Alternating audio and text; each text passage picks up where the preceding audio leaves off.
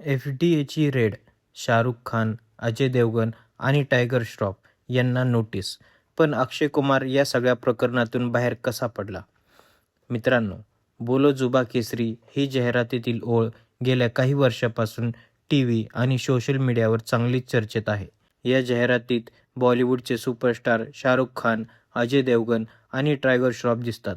पण आता या जाहिरातीमुळे या तिन्ही कलाकारांच्या अडचणीत वाढ झाल्याची शक्यता निर्माण झाली आहे.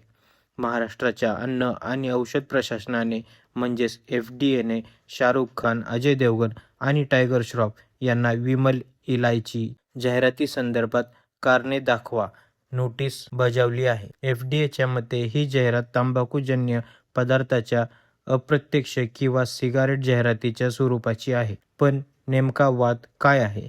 विमल इलायची हे उत्पादन तंबाखूमुक्त असल्याचा दावा केला जातो.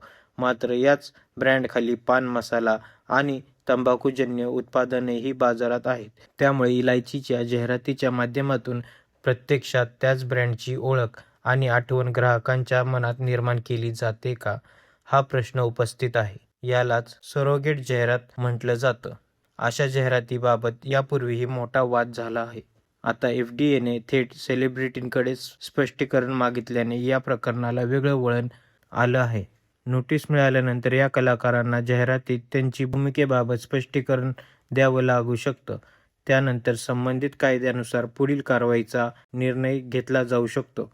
मात्र या संपूर्ण प्रकरणात जास्त चर्चा होते ती अक्षय कुमारची.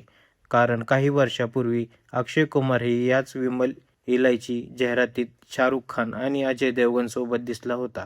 जाहिरातीनंतर सोशल मीडियावर त्याच्यावर मोठ्या प्रमाणात टीका झाली. त्यानंतर अक्षय कुमारने चाहत्यांची माफी मागत विमलसोबतची आपली ब्रँड असोसिएशन संपवण्याचा निर्णय जाहीर केला होता.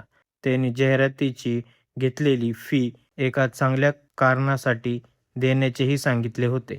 त्यानंतर 2024 मध्ये विमलच्या नव्या जाहिरातीत अक्षय कुमारच्या जागी टायगर श्रॉफ दिसला.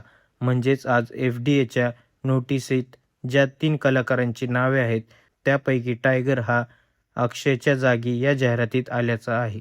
त्यामुळे अक्षय कुमार सध्या या नोटीसीत का दिसत नाही याचं मुख्य कारण म्हणजे त्याने यापूर्वी या ब्रँडपासून स्वतःला दूर केलं होतं. आता शाहरुख खान, अजय देवगण आणि टायगर श्रॉफ एफ-डी-एच्या नोटिशीला काय उत्तर देणार? हे प्रकरण पुढे कायदेशीर कारवाई होते का? याकडे सर्वांचं लक्ष लागलं आहे. आणि सर्वात महत्त्वाचं म्हणजे सेलिब्रिटींनी जाहिरात करताना फक्त करार आणि पैशाचा विचार करायचा की त्या उत्पादनाचा समाजावर होणारा परिणाम लक्षात घ्यायचा?